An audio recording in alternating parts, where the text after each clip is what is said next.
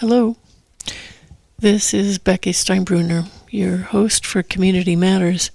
My apologies for some technical difficulties here on my part. I had a glitch with verification codes. I'm sure you can all relate to that. So there's not much time left in our program. I want to thank Susan O'Connor-Fraser for rescuing me here this afternoon on Community Matters, and I appreciate her very much. So with that, I will say thank you for your patience, and I'm just going to do what I was going to do in the beginning of the first hour, which I could not log in.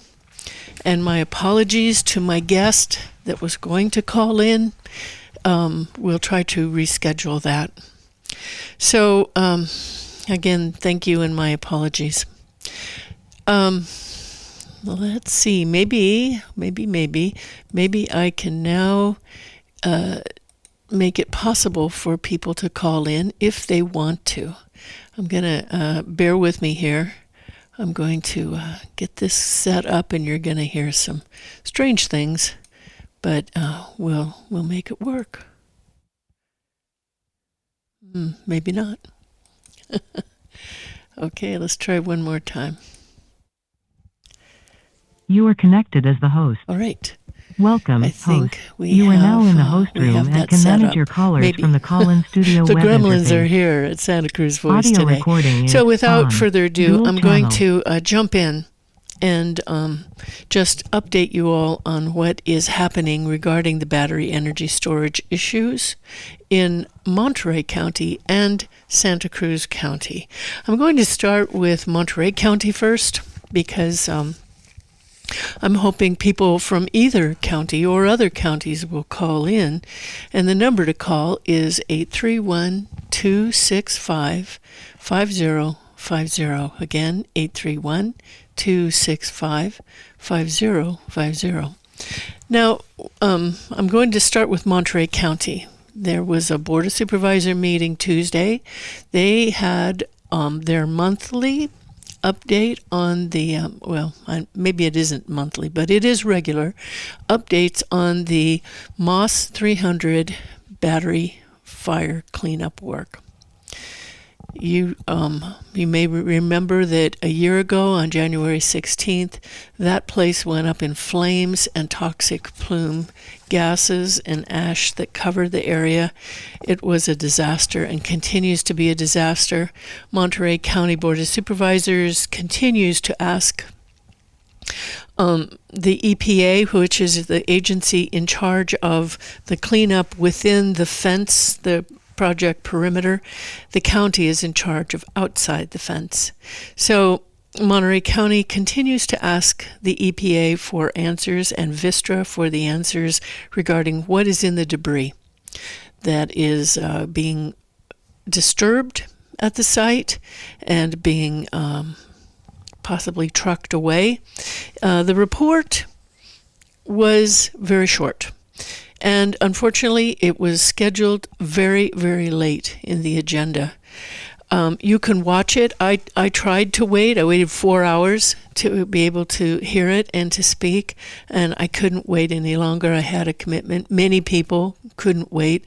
One Moss Landing resident, Liza, waited there with her young children for 4 hours. For a chance to speak, and finally got up and spoke during the time for another agenda item about her concerns regarding the battery energy cleanup, and asked for the supervisors to provide property tax relief to those who have been affected by the fire, who have had to relocate because they cannot stay in their homes, or in her case, stay on her boat in the harbor. And the county needs to provide relief, property tax relief, and it's possible to do. And I was actually quite shocked that the County of Monterey had not done that already. In our CZU fire, 2020 CZU fire in Santa Cruz County, immediately people were given the ability to get a calamity property tax relief claim. that drastically cut their property tax. It did not absolve it, sadly, even if they lost their homes. But they did have that relief available to them. You can, if you look at the Monterey, this is February 3rd, Monterey County Board of Supervisors meeting. It was item number 10. And now you would think that would be pretty close to the beginning. No. There was almost a 2-hour discussion on illegal taco vendor trucks.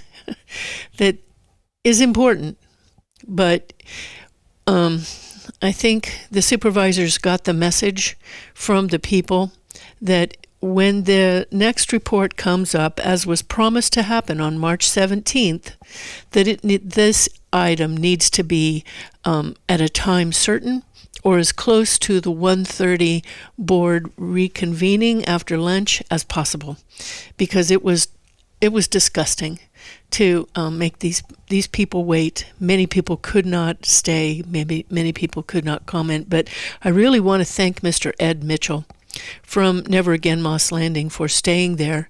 And he was given 2 minutes, and they held him to it. Isn't that something? So what we're looking for in Monterey County is March 17th. The county of Monterey health officials, and they've promised they will bring with them to that date other agencies that are overseeing or helping with the cleanup. It will not, and this was a question that Supervisor Daniels asked, it will not give any information about the analysis of the debris on site. Think about that. That is still being withheld from the people and from the county. And Supervisor Glenn Church from the 2nd District voiced his great displeasure and anger that the county is getting no information despite many requests. And so the board is going to send a letter as the board and hope that those agencies will be more responsive. I did invite Supervisor Church to be on today. I'm really glad it didn't work out for his schedule, but he will be hopefully joining us in the near future and giving us an update on the status of Monterey County's efforts to craft a battery energy ordinance that will regulate these large battery storage projects. All right, that's what's happening in Monterey. If you're listening and if you have further information, please feel free to call and join the conversation. We've got about 30 minutes left in the program, and I would really welcome and appreciate your calls. Now, what's happening in Santa Cruz? There's plenty happening in Santa Cruz, and I want to tell you that we all need to show up or call in next Tuesday to the Santa Cruz County Board of Supervisors meeting. That's at 9 a.m., Tuesday, February 10th, and they will not be discussing the battery energy issues. They have not had any updates on what this county is doing or even what's happening in Monterey County regarding the battery fire. But it is a time when people can voice our opinions of this battery energy project that is in permitting process at 19 Minto Road in Watsonville. That's off of Green Valley Road, next to College Lake, next to prime agricultural land. It is on prime agricultural land, as I learned this morning. And it is also, importantly, next to a very large working class neighborhood. That's the Shapiro Knolls Affordable Housing Complex, and all of the houses in the area on Minto Road, Paulson Road, Green Valley Road, all of that community, and the Diamond Estates subdivision, which is right next to it, and a little beyond that is the Amador subdivision. Many people. And the Santa Cruz County Board of Supervisors needs to hear from you what you think about them allowing flammable, explosive, toxic battery storage facilities next to these people. Anywhere, really, but especially here. What is Watsonville going to get out of the benefit? That is the question, the very brave question that First County District Supervisor Manu Koenig asked last November. If you are interested in listening to all of that discussion, November 18th, 2025, you can go to the Santa Cruz County Board of Supervisors meeting materials. And this would be an archived meeting, so you need to scroll down to the bottom, find that meeting, and click on the video. And I think it was item number 8 that day, but it is there. And then also, heads up, on January 13th, it came right back, and rather than in March as the board had requested, and this was all due to the developers' pressure to move it along quickly. I hope you were able to listen to last week's interview with Mr. Drew Bohan from the executive director from California Energy Commission, because he painted quite a different picture for us as to how the commission regards and respects local opinion in projects, battery energy storage projects that come to them for, it's called the opt-in certification that allows them to bypass local planning jurisdictions. But it is not the boogeyman that we have been led to believe, not the boogeyman that this project developer on called New Leaf Energy, Sequoia Energy LLC, is making the Board of Supervisors believe. And what I find disturbing is that none of the supervisors has called up the CEC to talk with them about that. But I provided them all the link for last Friday's interview. And if you haven't heard it, I suggest that you listen in. That's on the SantaCruzVoice.com website. Scroll down under Current Projects to Community Matters and click on that. And that was last Friday. The other thing I want to say, so it's very important that the board hears from people this Tuesday, because they made all these decisions at their meeting in Scotts Valley. They made all those decisions without waiting until their meeting that will be held and was at the time scheduled to be held in Watsonville.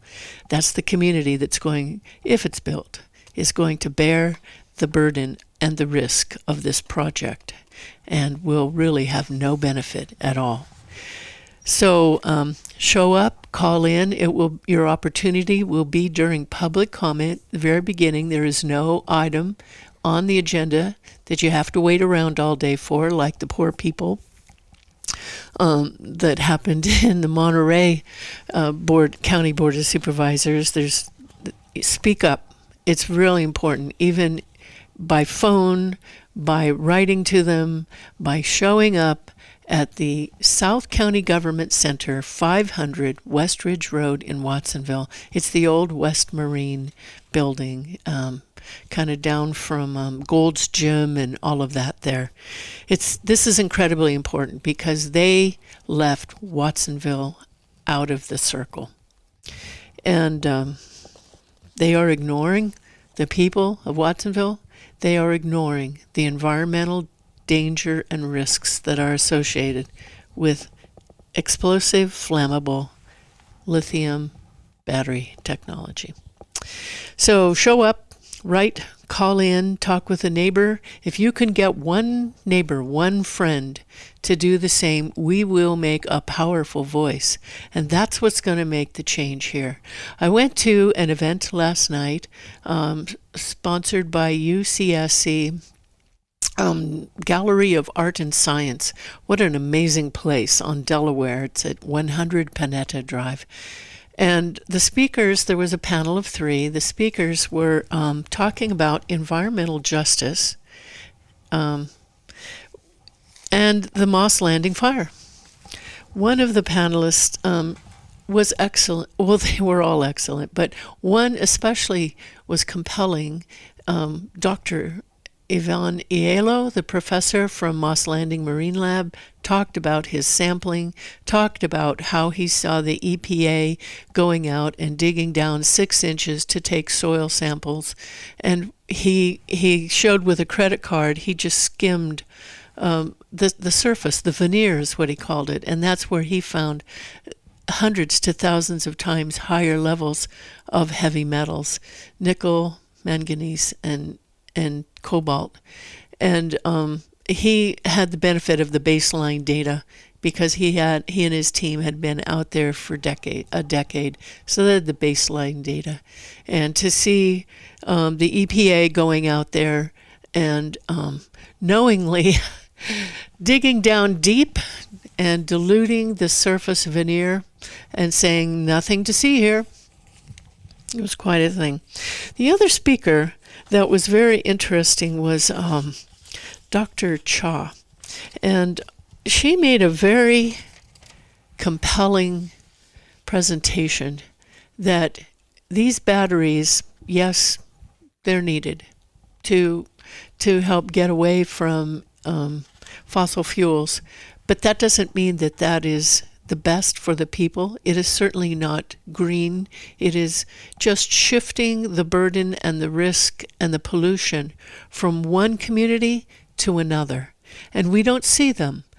I'm hoping to get, in the very near future, an interview with the Native American tribes on Thacker Pass in northern Nevada, Humboldt County, where there is a large company pushing their way in, effectively taking the land to mine for lithium, taking the water in this desert area to mine for lithium. This is not a green technology. This is not a fair technology. And yet we are all being forced to race and toward it and embrace it. But we cannot do that and tell ourselves that moving away from fossil fuels is this is going to fix anything that is being claimed that technology harms. It is not. And so I'm hoping to get Dr. Cha here as well in the near future. I have invited her, and I'm really hoping that I can get her on because she had, in my opinion, she had the right idea.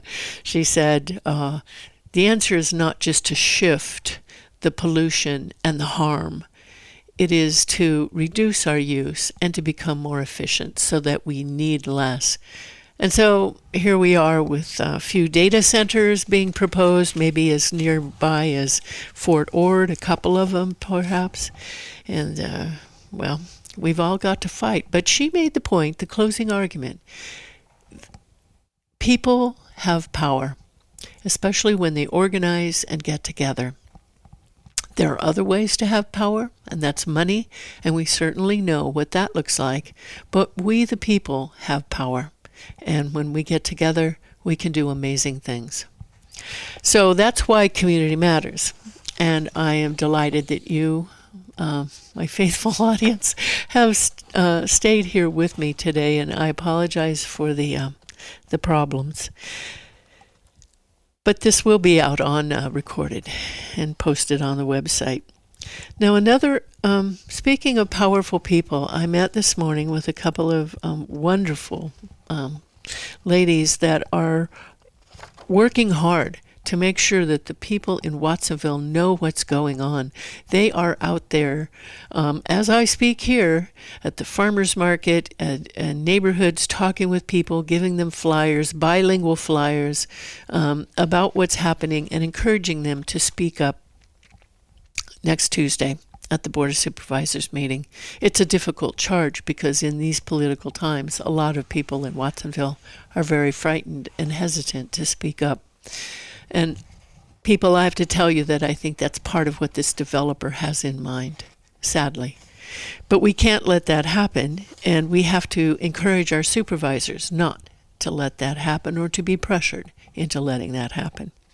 So this morning, these two lovely ladies and I met with the Santa Cruz County Ag Commissioner, Mr. David Sanford, and his Deputy Commissioner, Mr.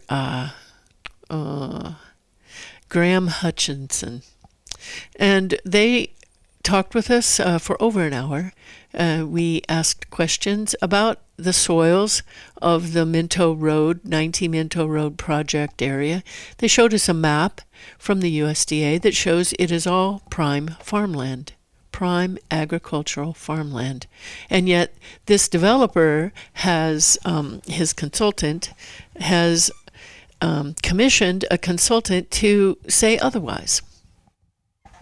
So the gist of that is that this developer has convinced the county to write into the draft Battery Energy Storage System, or BESS, ordinance, allowing them to take prime agricultural land out of production if they just kind of make a deal with another farmer that they'll always keep farming. It's called conservation easement. Mr. Sanford had no real input on that. He said over and over he supports preserving farmland. We reminded him of the county's Measure J, voted in 1978 by the voters of Santa Cruz County, that mandated protecting, preserving agricultural land. And other things, too. It also mandated 15% of all new building developments be deeded affordable, and it drew the urban services line so that urban sprawl would not go wandering off into the mountains and taking over the timber as well as the agricultural land.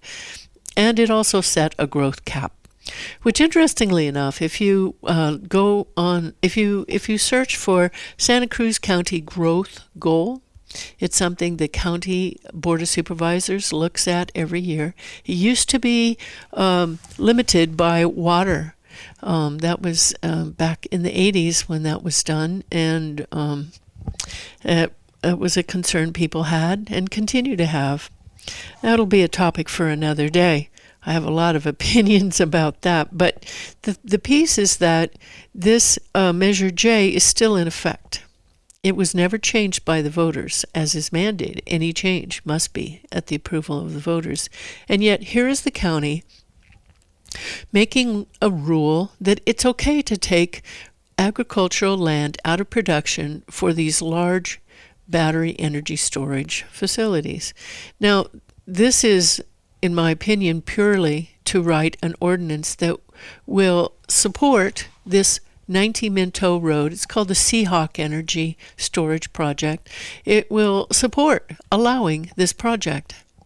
It will support allowing this project to take a large, it's I think 17 acres out of agricultural production, and would also require that the developer would have to find other agricultural land to put into these conservation easements, and if they can't find it, they can protect timberland or sensitive habitat land.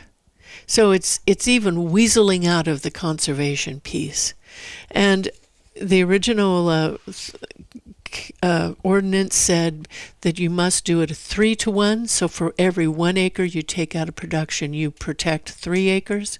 And the developer pushed back on that. And the staff said, okay, and they pushed back on that. And county council left the word salad on the table. Well, we'll see if it's feasible.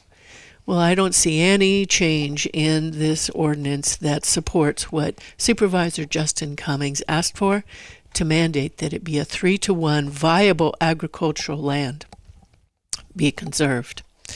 My opinion is no agricultural land should be taken out of production because Measure J said it could not be. Here are some questions for you to think about along these lines, and I encourage you to attend not only the February 10th Board of Supervisor meeting at the South County Government Center, that's at 500 West Ridge Road Drive in Watsonville. That's Tuesday at 9 o'clock. It's early. So the public comment comes right early. So the other thing I'm encouraging you to do is to attend the Santa Cruz County Agricultural Policy Advisory Commission, known as APAC.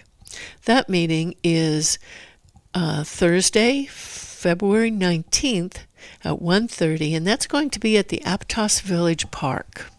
The Aptos Village Park, 100 Aptos Creek Road. And go talk with those people too. And here's some questions for you to think about, and perhaps to ask the supervisors, perhaps to ask the APAC. These are the people who will decide, because the Board of Supervisors at that lovely meeting on January 13th up in Scotts Valley voted to push this all through. The APAC will be one of the points where the public can have comment. The Planning Department eliminated one of those avenues that we had been promised, the Commission on the Environment. Some of us attended that meeting last week and learned that the issue of the battery energy storage ordinance had been taken off of their agenda at the request of planning. So there went one public comment opportunity, but the APAC, the Agricultural Policy Advisory Commission, these are the people that are going to be deciding this issue about taking the land, agricultural land, out of production. Here are some questions. It has to do with the threshold role and authority. What is the Agricultural Commission's formal role in this ordinance process? Are they advisory, or are what they say goes, a determination? If the Commission finds that an ordinance provision undermines agricultural land protection policies, is the Board of Supervisors obligated to change their ordinance accordingly? Now there's a good one, huh? Will the Commission's, this is the Agricultural Policy Commission, will the Commission's recommendations apply only to individual projects or also to the structure and the legality of the ordinance itself? That's a good one relative to Measure J. Here's some questions regarding Measure J and the agricultural policy consistency. Does the Commission believe that allowing utility-scale industrial facilities on agricultural land based on a finding of economic non-viability is consistent with the original intent of Measure J? Now, this reference to economic non-viability refers to a report that the developer and his consultant, this is Swift Consultants, had paid for with Rush and Duttle, agricultural evaluation for soil types and, most importantly, as this says, economic profitability.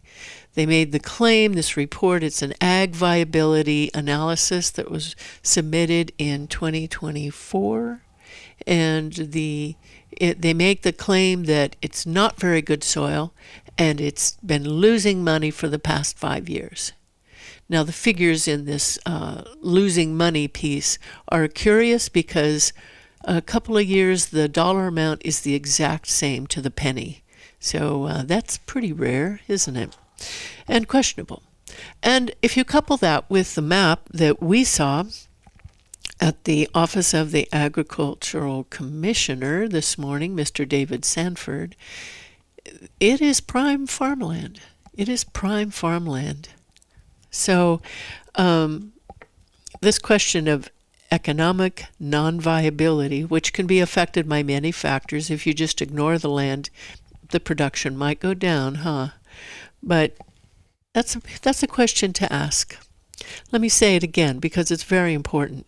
Does the Commission believe that allowing utility-scale industrial facilities on agricultural land based on a finding of economic non-viability is consistent with the original intent of Measure J? Here's another question. Has Measure J ever been interpreted to allow agricultural land conversion because farming is unprofitable rather than because agriculture is physically impossible? So is it, your practice of how you're farming, or even what you're growing, or the market, or labor costs, or is it the soil itself? That's a good question. Here's another one. What safeguards exist to prevent economic non-viability from becoming a blanket rationale to industrialize agricultural zones county-wide? Now there's a very good point. If it's easy to just pay a consultant to tell you what you want to have and lay it on the table, and it gets accepted and the land gets taken out of production, you have allowed the camel's nose under the tent. And we all know the building pressures that are afoot in our county, and this is not a good practice to allow agricultural land to be taken out to assuage the needs of a developer. Here's another group of questions about agricultural viability studies, scope, and limits. Should an agricultural viability study evaluate only historic crop profitability or also future agricultural potential under alternative crops, management practices, or climate adaptation strategies? This is also very good. This land, it's a 38-acre parcel, I believe, on Minto Road, 90 Minto Road off of Green Valley in Watsonville, that the developer's consultant paid very nicely, thank you, said, oh, this is terrible soil. And no, we can't do that. It's an apple orchard. Oh, and the market is terrible for apples. Well, what about putting it in something else, like nursery crops? You see that in honestly, some pretty marginal farmland next to the Santa Cruz County Fairgrounds, next to College Lake and Highway 152. They're growing nursery crops there. That's a very high value crop, as are berries. And we see this being done on Holahan Road, where the farmers are putting the berries in containers and using drip irrigation. And then it doesn't really matter what the soil's like under it, but berries are a very high cash crop. So that's a very good question to ask. Here's another one. Is it appropriate to base permanent land use conversion decisions on short-term financial data from a single crop type or limited time period? Think about that. Here's another one. How does the Commission distinguish between marginal management outcomes and truly non-viable agricultural land? Another one. Should agricultural viability studies be required to assess whether proposed projects displace the best remaining soils on a parcel, even if poorer soils exist elsewhere in the same site? Here's another classification of questions regarding soils and long-term resource protection. How should the Commission, and by the Commission, again, we're referring to the Agricultural Policy Advisory Commission, who's meeting next Thursday, 1:30, at Aptos Village Park. That's February 19th. How should the Commission weigh soils classified as farmland of statewide importance when considering industrial conversion, even if those soils are hydric, that means clay, they tend to get saturated, or difficult to farm? Another question, does the presence of hydric or high clay soils or poorly drained soils justify removal from agricultural protection, or does it instead warrant enhanced conservation? Here's another question. Should the ordinance prohibit siting on prime farmland and farmland of statewide importance outright, rather than relying on mitigation after the fact? Here's another group of questions talking about precedent and cumulative impacts. If this ordinance is adopted, how many additional agricultural parcels adjacent to the substations could become eligible for similar conversion? Now, I happen to know that New Leaf and Sequoia Energy, LLC, have already made property agreements with neighboring farmers on Minto Road. A couple of them. One of them has a recorded document on it, right next to the substation, to the south of, or to the west of this proposed 90 Minto Road project. So yes, you put one there, then what else will come? Here's another question. Has the Commission evaluated the cumulative loss of agricultural land that could occur if this ordinance is applied repeatedly across the county? Another question. What prevents the ordinance from incrementally eroding the agricultural land base through project-by-project exceptions? There is a key question, because that's how it works. One goes by the wayside, and that sets the tone and the pathway for the greased skid road. Here's another group of questions, and I'm going to move right along because we're down to 3 minutes. Mitigation offset agricultural easements. Do agricultural conservation easements truly replace lost agricultural land, or do they merely protect land that was already likely to remain in agriculture? Now that speaks to what Supervisor Cummings said, that he wanted to insist that any agricultural land put in a conservation easement to mitigate, if you will, the loss of the 90 Minto Road BESS project apple orchard had to be viable farmland. Well, it would have been protected anyway, wouldn't it? And that's what this is pointing out. Here's another question. Is a 1-to-1 or 3-to-1 land replacement ratio sufficient when the converted land is adjacent to infrastructure and uniquely situated for agriculture? Another question. Should mitigation be allowed off-site, or must it occur on the same parcel to maintain agricultural integrity and operational cohesion? Here's a group of questions about ordinance design and agricultural safeguards. Would the Commission support narrowing the ordinance to non-agricultural zones first, before extending eligibility to agricultural land? Well, there's the thought. Just don't put it on farmland. Another question. Should the ordinance require a finding that no feasible non-agricultural site exists before agricultural land can be considered? I will tell you that this project has been in the works for a long time. Would the Commission recommend removing economic non-viability as a standalone justification for agricultural land conversion? And here's the last question. If this ordinance is adopted as written, does the Commission believe it strengthens or weakens Santa Cruz County's long-standing commitment to agricultural land protection over the next 20 to 50 years? Well, there you go. I hope you will give those all some thought. Ask your supervisor. Speak up at February 10th, 9 a.m., Santa Cruz County Board of Supervisor meeting, the West Ridge, 500 West Ridge, South County Government Center. You can call in. You don't have to go there, but call in. You got to make your voice known and loud on this. And go to that APAC, Agricultural Policy Advisory Commission meeting, February 19th, 1:30 p.m., Aptos Village Park. Make your voices heard. It really matters.